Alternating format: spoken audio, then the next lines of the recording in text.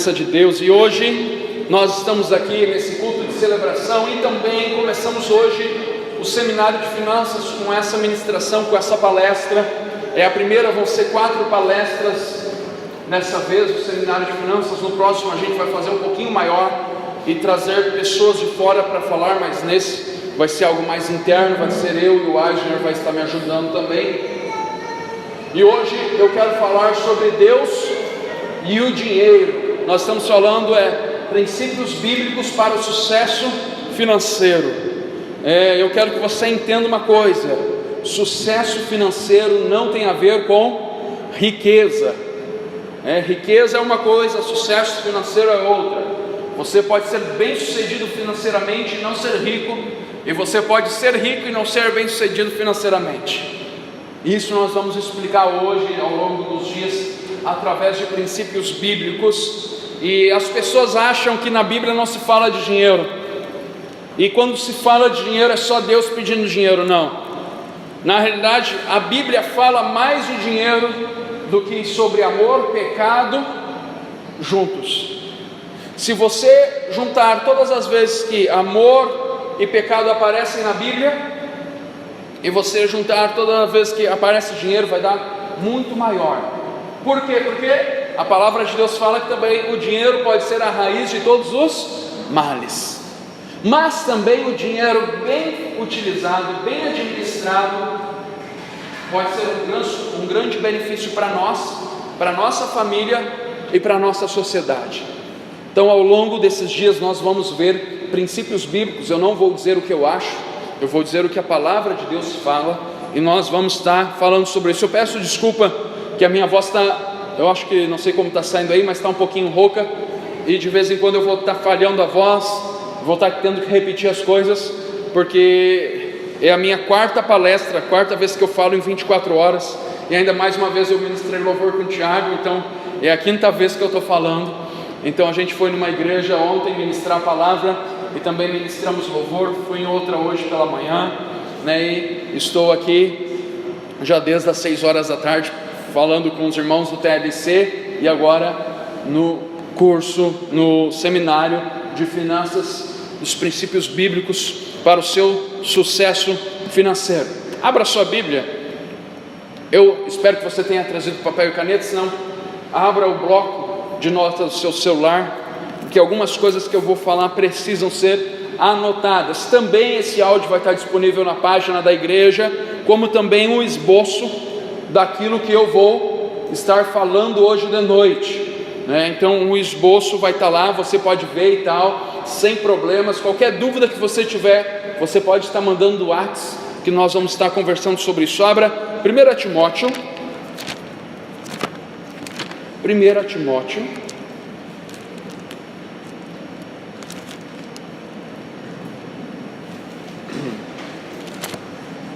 capítulo 6,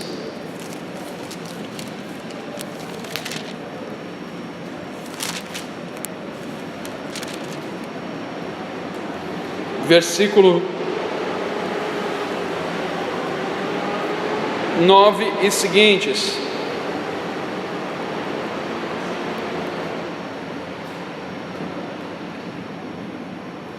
Ora, os que querem ficar ricos caem em tentação e cilada, e em muitas concupiscências insensatas e perniciosas. Concupiscências aqui é desejos excessivos, é o que significa, as quais afogam o homem na ruína e perdição. Porque o amor do dinheiro é a raiz de todos os males, e alguns nessa cobiça se desviaram da fé e assim mesmo se atormentaram em muitas dores. Eu quero que você entenda uma coisa. Primeiro, quando as pessoas leem isso, elas acham que Deus está condenando o desejo de ser próspero financeiramente. Elas acham, como muitos acharam na idade média, nas décadas, séculos obscuros, que se devia fazer votos de pobreza para agradar a Deus.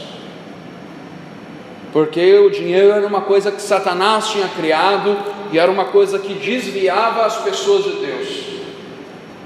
Deixa eu abrir o primeiro parênteses.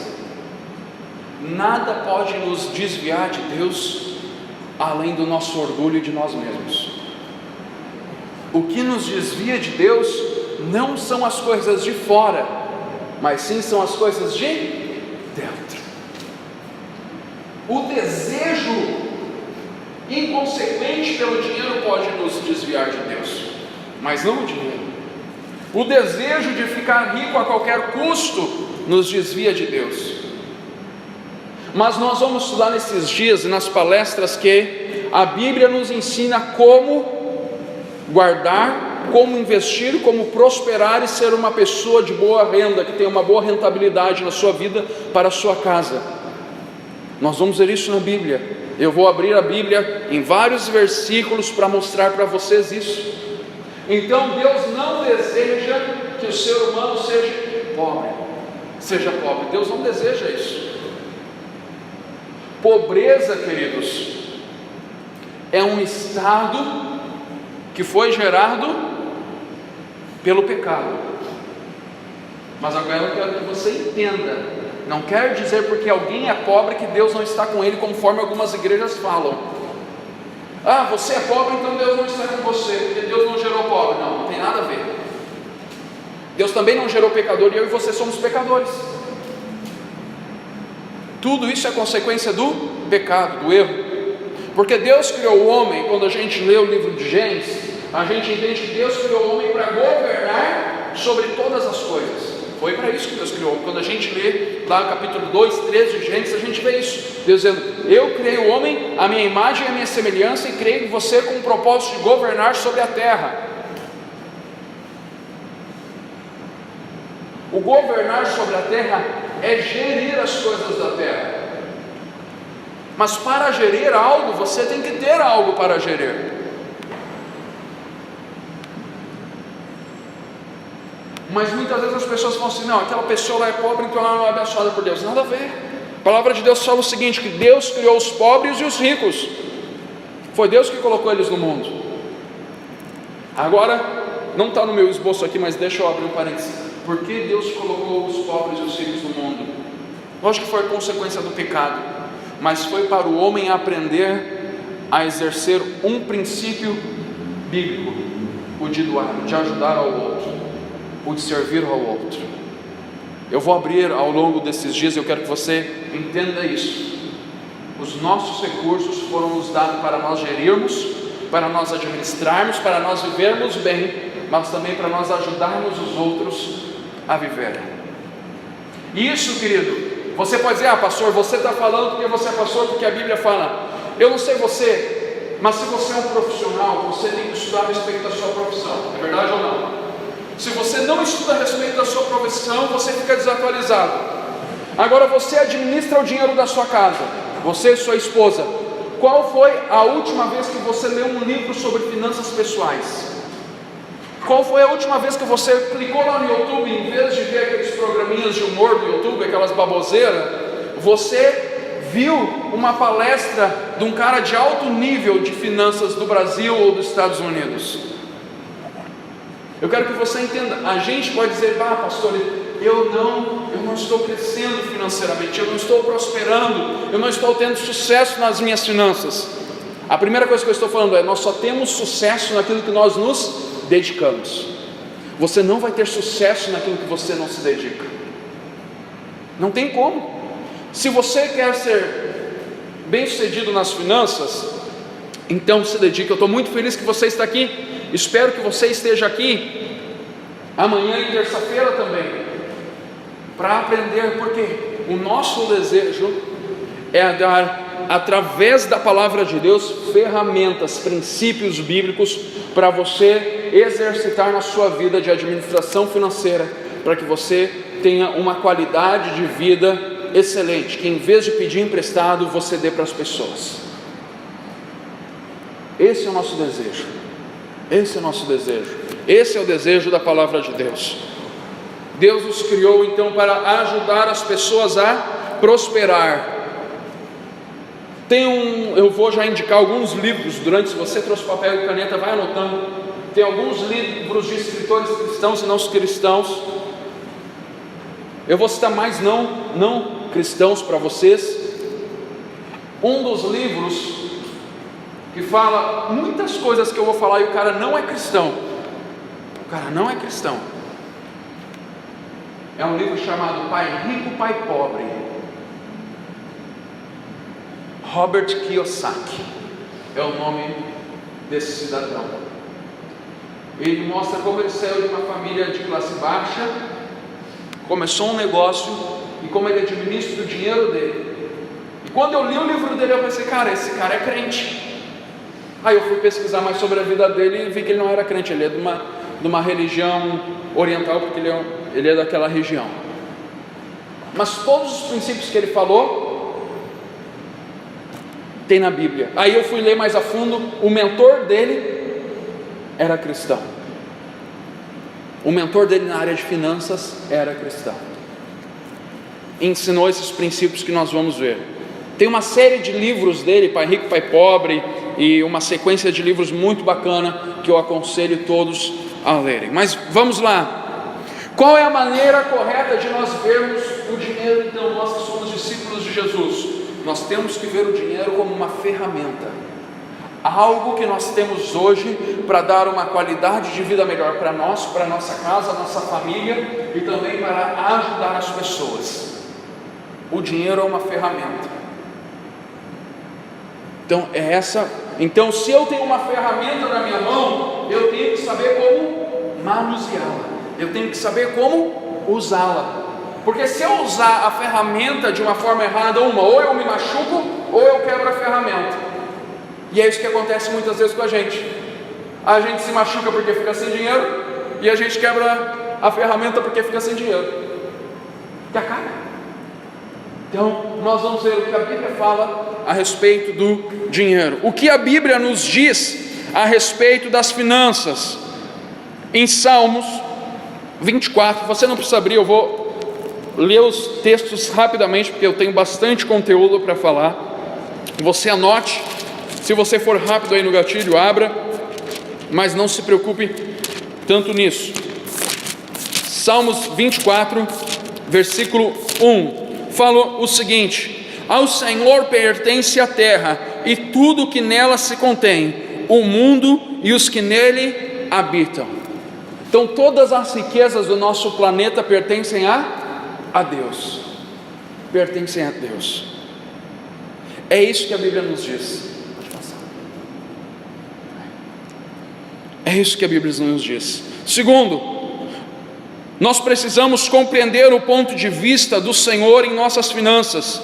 Quando nós não fazemos isso, nós podemos cometer erros, e esses erros podem sair caros para nós. A palavra de Deus, como eu falei, contém mais versículos sobre dinheiro do que sobre céu e inferno, até mesmo sobre oração. A Bíblia nos incentiva ao uso positivo do dinheiro. Nosso dinheiro é simplesmente um meio de troca e não o mal em si. Eu quero que você entenda, o mal não é o dinheiro, o mal é o amor ao dinheiro. O dinheiro não é mal, o dinheiro é bom. Você não compra coisa boa com o dinheiro? Você não vai para lugar bom com o dinheiro? Você não vive melhor com o dinheiro? Então ele não é mal. A gente foi ensinado desde pequeno que o dinheiro é ruim. E muitas vezes nós temos uma aversão inconsciente ao dinheiro. E toda vez que fala de dinheiro, a gente fala, eu não preciso de dinheiro. Todos nós precisamos de dinheiro. Hoje a maior causa de divórcios depois dos processos litigiosos por causa do adultério é falta de dinheiro. É falta de dinheiro. É falta de dinheiro. Eu e você precisamos entender que Deus nos dá dinheiro para ser usado sabiamente, para alimentos, para roupas, para as outras necessidades básicas, para a alegria de suas bênçãos. Deus nos dá dinheiro para nós sermos felizes. Quando você dá um presente para o seu filho, você comprou lá um presente para ele, fala de quanto que o senhor quer um presente, você vai lá e dá aquele presente. Por que você está dando aquele presente? ele realmente precisa do carrinho? Não, você dá porque você quer ver ele feliz. É a mesma coisa de Deus. Porque Deus nos dá as suas bênçãos, porque Deus nos dá recursos, porque Ele quer nos ver feliz. Mas Deus não vai nos dar aquilo que nós não sabemos administrar. A Escritura adverte sobre o mau uso do dinheiro. Você que está lendo aqui, você pode copiar, como eu falei, vai estar lá no Facebook. Você pode também depois ler e anotar e reler os versículos. As Escrituras nos advertem sobre o mau uso do dinheiro. Nós não devemos nos fatigar, nos cansar para se tornar rico. Provérbios, como eu falei para vocês, eu leio a cada dia um capítulo de Provérbios, e cada capítulo de Provérbios fala sobre dinheiro. O nosso trabalho, o nosso foco de vida não pode ser enriquecer, mas o nosso foco de vida pode ser, deve ser, se nós temos uma família, ser bem sucedido para dar à nossa casa tudo aquilo que ela precisa e até mais. Até mais. Porque se você focar em enriquecer, o dinheiro vai se tornar o seu Senhor. E só pode ter um Senhor na nossa vida, que é o Senhor Jesus. Eu conheço pessoas que o dinheiro é o Senhor delas. Elas trabalham, não tem nada de errado em trabalhar, nós devemos trabalhar, mas porque querem enriquecer. Mas se elas tivessem o pensamento delas no lugar certo, elas trabalhariam muito menos e seriam muito mais ricas. Hoje é uma tendência no mundo, agora falando fora de igreja, fora de Bíblia, hoje é uma tendência no mundo empresarial que os homens de negócios estão falando o seguinte: o que vale é o quanto eu ganho por hora, então o que eu tenho que fazer é o seguinte: a minha hora tem que valer por um dia todo de trabalho, para eu poder trabalhar apenas 2 horas por dia. E eles estão mudando a mentalidade deles para dizer: o que eu posso fazer em 1 hora para que eu possa ganhar o mesmo que eu ganho no dia todo? Porque eles estão reconhecendo que a moral, os homens ricos, os homens de negócio, a moral não é ter riqueza, a moral é ter dinheiro para viver bem. Para viver bem. Porque, queridos, eu vou falar para você, eu não quero chegar no final e estar escrito lá na minha lápide: aqui jaz um homem que trabalhou a vida toda para ser rico. O que vai me adiantar disso? Não vai me adiantar nada. É isso que a palavra de Deus fala. Não vai nos adiantar nada. Nós precisamos entender isso. Nós temos que cuidar para nós não nos apaixonarmos pelo dinheiro. A bênção financeira pode se transformar em uma armadilha, conforme nós falamos. Vamos abrir Provérbios. Eu vou abrir aqui Provérbios 15:6. Provérbios 15:6 fala o seguinte: na casa do justo há grande tesouro, mas na renda dos perversos há perturbação. O que eu estou falando para você é que nós precisamos ter um propósito claro para o dinheiro que a gente ganha. Enriquecer por enriquecer não nos leva a lugar algum. Eu conheci já gente que era rica e era miserável. Do lado da fazenda do meu avô tinha um fazendeiro. Ele tinha várias fazendas em Santo Antônio da Patrulha. Um cara rico, era um dos caras mais ricos da cidade, e era um cara miserável. Vivia sozinho, parecia um mendigo. Os filhos só estavam esperando ele morrer. Não era amigo de ninguém, não tinha amigo. Ele era rico, mas era um cara miserável. Por quê? Porque ganhar dinheiro para ele se tornou o propósito da vida dele. Nós devemos ganhar dinheiro por causa de um propósito maior. Por causa de um propósito maior. Porque quando nós não temos um propósito maior, nós podemos acabar nos apaixonando pelo dinheiro. E aí, queridos, as coisas começam a ficar bem complicadas para nós. Segundo, Deus nos mostra como adquirir riquezas, a sermos bem-sucedidos na vida financeira. através do trabalho. Não tem outra forma, gente. Não tem outra forma. Ah, pastor, mas se eu jogar na Mega e ganhar? Existe um estudo, não só no Brasil, mas em todo o mundo, das loterias, que apenas 10% daqueles que ganharam uma grande bolada continuaram ricos. Os outros já estão mortos ou ficaram pobres. A única forma é através do trabalho, de nós conquistarmos a riqueza. Aí o sucesso financeiro, aí vem o pós isso. Eu acho que eu comi demais ainda hoje. Chegou esse trabalho. O pós isso, abra comigo a sua Bíblia, 2 Tessalonicenses. Você está conseguindo me acompanhar, entender a linha de raciocínio, amém? Tudo certo? No final eu vou abrir para dúvidas, tá bom? Como é seminário, no final de cada palestra eu vou abrir para dúvidas e a gente conversar.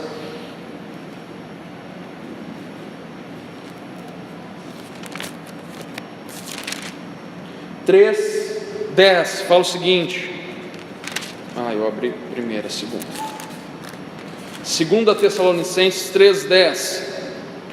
Porque quando ainda convosco vos ordenamos isso, se alguém não quer trabalhar, também não coma. A única forma de nós vivermos bem é trabalhando. As pessoas pensam assim, o pecado criou o trabalho. Isso não é verdade.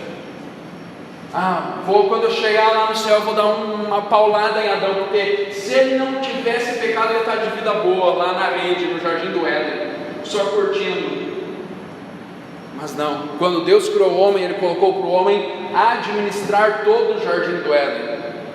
Ele colocou para o homem administrar toda a terra. Adão tinha trabalho de gerir tudo, e todo final do dia Deus chegava para ver o relatório do trabalho dele. Então, trabalho foi gerado por Deus, para nós vivermos bem. Isso é a primeira forma. Segundo, investindo. Esse ponto e esse último ponto eu vou falar amanhã. Investindo. Um trabalho que nós temos, tendo uma boa gestão, vai sobrar dinheiro através da economia, nós vamos investir. Nós podemos colocar o nosso dinheiro para trabalhar para nós e vê-lo multiplicar por meio de investimentos sábios. Existe uma onda também hoje no mundo das pessoas que estão se aposentando aos 40, 45 anos de idade. Não estou falando de previdência, eu estou falando de pessoas que trabalharam, juntaram dinheiro e colocaram o seu dinheiro para trabalhar para si. Aí eu vou explicar amanhã como eles estão fazendo isso. Vou dar alguns insights para a gente. O Sal está falando umas palavras bonitas, né? Depois, para a gente aprender sobre isso. Investimento é conseguir adquirir um outro imóvel para colocar para alugar, ter uma outra fonte de renda, e aí outras coisas mais que eu posso estar passando para vocês. Investimento. Segundo, dar. A gente acha que o ato de dar é apenas uma coisa que a gente dá porque tem que dar. Não. Dar é um princípio espiritual. A palavra de Deus fala que quando nós damos, nós estamos semeando. O Senhor às vezes usa as pessoas para prover as nossas necessidades, ou nos leva a ajudar outros financeiramente. Quando você e eu compartilhamos a nossa abundância com os outros, Deus nos abençoa com mais. Dai-vos será dado. Isso você pode pegar qualquer ateu que é empresário, qualquer cara de outra religião, eles vão falar isso. Todos têm no seu orçamento algo que eles dão, ou para instituições filantrópicas, ou para qualquer ONG. Todos entendem o princípio de dar. Vai pegar os 5 homens mais ricos do mundo, todos dão mais de 10% do seu rendimento mensal para ONGs, instituições e igrejas. Todos. Isso não é. Então não pense que é uma questão só que a igreja está pedindo dinheiro. Não, isso é um princípio bíblico que até mesmo as pessoas que não creem em Deus praticam. Por isso nós falamos sobre oferta e dízimo na igreja. Também nós vamos estar falando mais pingado ao longo das palestras. Economia. Esse aqui é um negocinho complicado também, né? Economizar dinheiro. Dinheiro na mão é vendaval. Quanto você economiza de tudo que você ganha por mês? Deixa eu perguntar para você. Qual é a porcentagem que você tem no seu orçamento para economizar por mês? Pastor, o que é orçamento? Então nós vamos explicar um pouquinho melhor amanhã sobre essas questões também. Economia. Aqui fala Provérbios 21:20, diz: o homem sábio guarda para o futuro, mas o tolo gasta tudo que recebe. Isso não é eu falando, isso é a Bíblia. O homem sábio guarda para o futuro. Existe um princípio que os judeus vivem hoje, que é o princípio da quinta parte. Eles guardam 20% de tudo aquilo que eles ganham. Os judeus vivem com 60% dos seus rendimentos. Eles baixam o padrão de vida todos. Por isso que a gente vê os judeus bem-sucedidos em todas as cidades, porque eles aprendem isso desde criança com seus pais, porque isso é um princípio bíblico que está no Primeiro Testamento, que fala que o homem sábio guarda dinheiro. Ele sempre tem dinheiro guardado. Quando dá uma crise, baixa o valor dos imóveis, eles têm dinheiro para comprar na Pichincha. Eles sempre estão negociando, eles são chamados de negociantes em muitos lugares. Se fala que Hitler, isso é uma teoria, quis pegar os judeus porque eles detinham mais de 60% da riqueza de toda a Alemanha na mão deles. Porque eles eram alemães, eles nasceram na Alemanha, mas eles eram de origem judia e eles eram bem sucedidos. Então ele deu um golpe de estado e pegou tudo o que os judeus tinham. Isso foi uma das coisas que motivou ele na teoria da raça ariana, aonde ele fortaleceu o poder dele para depois conseguir avançar sobre as nações. Por quê? Porque o povo judeu pratica esse princípio. O homem sábio guarda dinheiro, para que quando surgir um problema, você não precisa pedir dinheiro emprestado no banco. Quando surgir um desejo de viajar, aparecer uma promoção para levar sua família para fazer aquela viagem, você possa fazer. Para que quando você precisar comprar uma coisa que você quer, você tenha dinheiro. Para quando der uma emergência de saúde, você tem dinheiro. Para que você não pegue dinheiro emprestado com ninguém, porque quando a palavra de Deus fala, nós pegamos dinheiro emprestado com alguém, aquele alguém se torna o nosso Senhor. Nós nos tornamos servos daquela pessoa. É isso que a palavra de Deus fala. Porque você está em dívida com aquela pessoa. Por isso, queridos, eu achei muito importante, eu e a pastora Stephanie estávamos conversando sobre isso, fazer esse seminário de finanças, porque nós queremos que vocês, que a nossa igreja seja bem sucedida em todas as áreas, que vocês sejam bem sucedidos em todas as áreas, na área familiar, na área financeira, na área profissional, em todas as áreas. Eu estou planejando ano que vem fazer algo voltado para profissões aqui na igreja, para empoderar a questão profissional e empreendedora, porque nós queremos que vocês sejam bem-sucedidos em todas as áreas. Você está me entendendo? Beleza? Posso continuar? Vai anotando, se tiver pergunta no final, nós vamos. O Senhor nos orienta como usar o dinheiro para atender às necessidades pessoais. Filipenses 4,19 fala: meu Deus suprirá todas as vossas necessidades segundo as riquezas da sua glória. Segundo, para continuar a obra do Senhor. No Antigo Testamento era dado uma 10ª parte da renda, o dízimo, que era destinado para a obra de Deus. Hoje esse valor continua sendo uma diretriz adequada para dar para a igreja. O Senhor usa doações financeiras do seu povo para apoiar o trabalho missionário no mundo, como Malaquias fala 3:10. E muitos cristãos testemunham, Deus responde derramando bênçãos até transbordar. Vamos ver esse princípio. As pessoas falam, não, o dízimo é uma coisa da antiga aliança, mas na realidade o dízimo foi praticado antes da antiga aliança, antes de Moisés estabelecer a antiga aliança. Malaquias 3:10.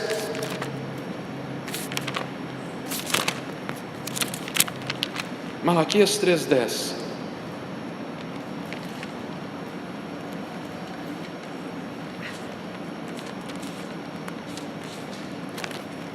Fala o seguinte: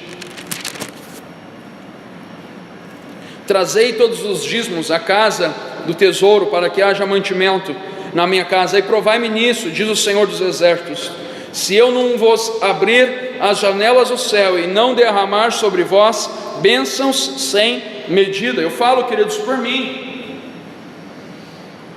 por mim. Quando eu e a Stephanie passamos a ser fiel nos dízimos, a gente não era pastor, a gente tinha o nosso trabalho secular,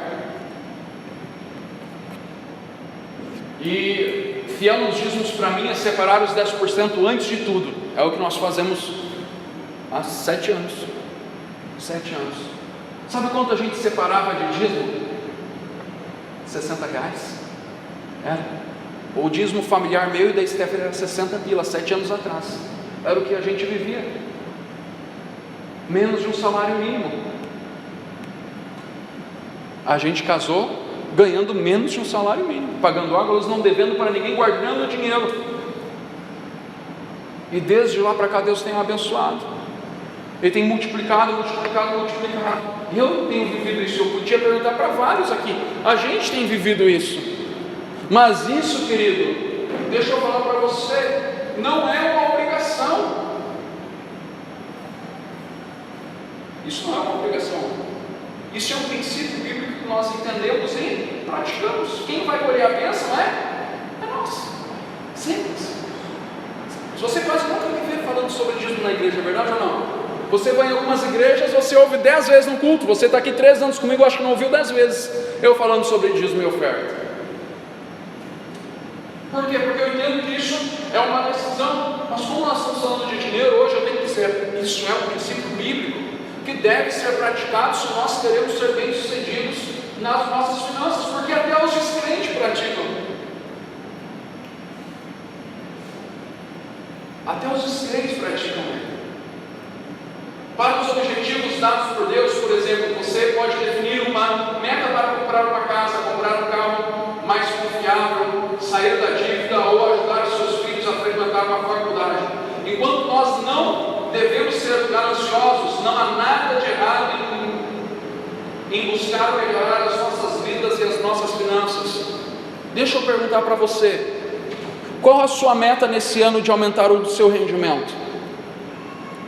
Você já pensou? Você falou para Deus, eu estou ganhando tanto por mês, eu estou ganhando R$3.000 por mês, 4 mil, 10 mil por mês, vamos arredondar, 10 mil por mês. Deus, eu quero aumentar o dissídio da minha empresa, o reajuste é 10%, mas Deus, eu queria ter uns 20% mais, e eu preciso que o Senhor me dê sabedoria para isso. Quantos de vocês fizeram isso no início desse ano? Quando você está no planejamento financeiro de vocês, eu quero ganhar mais dinheiro para suprir melhor as minhas necessidades. Isso não é errado, deve-se fazer isso.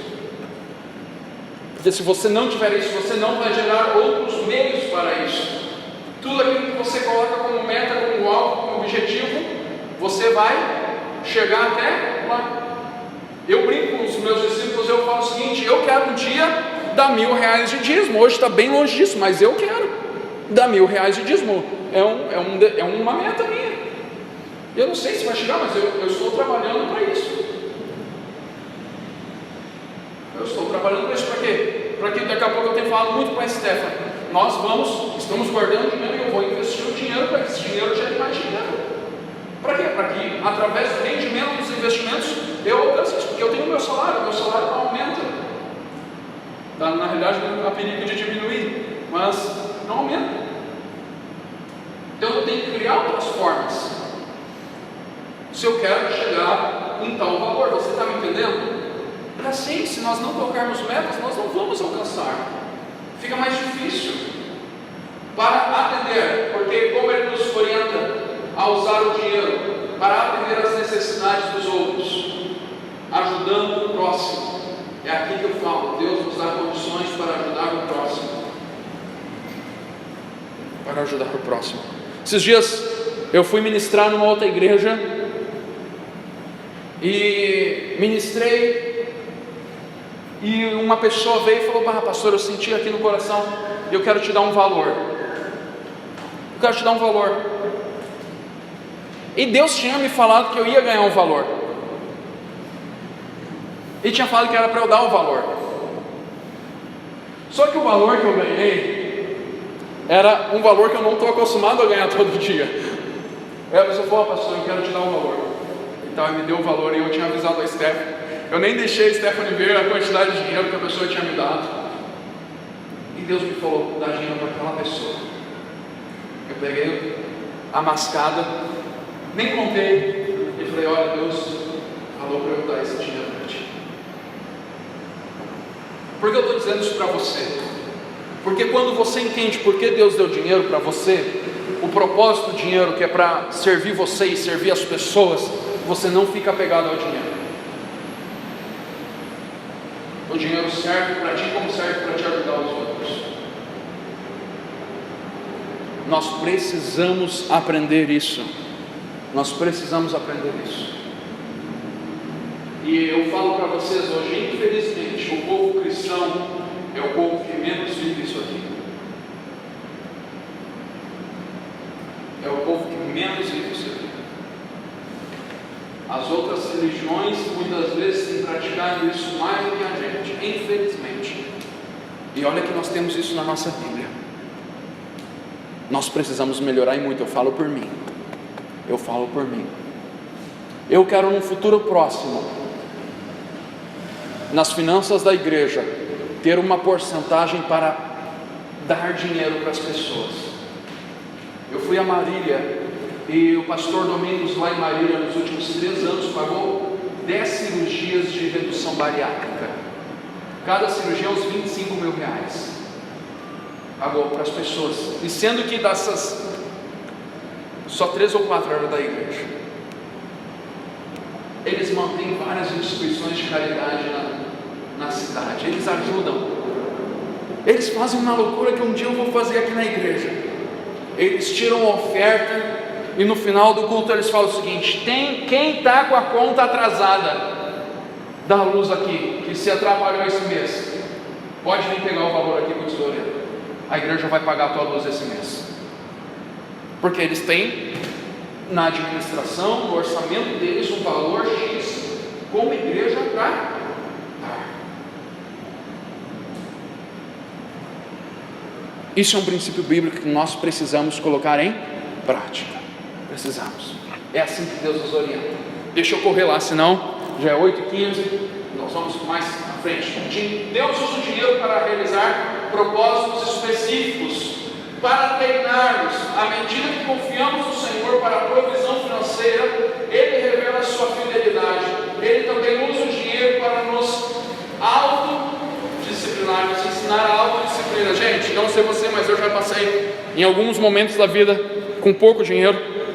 No início do nosso casamento eu já estava mais autodisciplinado nisso. Para Stephanie, que veio já de uma família com melhor condições financeiras, foi muito, muito difícil. E foi uma forma que Deus nos ensinou no primeiro ano de casamento a termos autodisciplina nas questões do dinheiro. Para nos provarmos, às vezes Deus detém o que precisamos até que estejamos prontos para confiarmos totalmente nele e não nos nossos recursos. Eu acho que isso aqui é uma lição difícil de aprender. Mas Deus nos testa para ver aonde está o nosso coração. Para o nosso testemunho, fale todo sobre a maneira como Deus milagrosamente provê para você. Compartilhe como eu fiz aqui, como o dinheiro é uma parte vital para sair da dívida. Quando nós testemunhamos sobre a provisão maravilhosa de Deus, o mundo ouve e o nosso Pai recebe a nossa gratidão e a glória por tudo isso. E o último ponto é para compartilhar o Evangelho. Hoje, infelizmente ou felizmente, nós precisamos de dinheiro até para pregar o Evangelho. Próximo. É isso aí. Bênção de Deus. Amanhã, o que nós vamos falar amanhã? Nas 2 palestras de amanhã é sobre orçamento financeiro, planejando as suas finanças, como sair das dívidas, e vamos abordar alguns princípios de investimento. O que a Bíblia fala sobre investimento? Vamos falar sobre o capítulo 31 de Provérbios, quando se fala da mulher virtuosa, né? Nós vamos ver como nós devemos investir o dinheiro através da lição da mulher virtuosa. Então amanhã essas 2 palestras são essenciais para você quiser aprender. Vou gravar também aqueles que não conseguirem estar. Eu sei que alguns não vão poder estar. Eu vou gravar para disponibilizar. Bênção. Eu prometi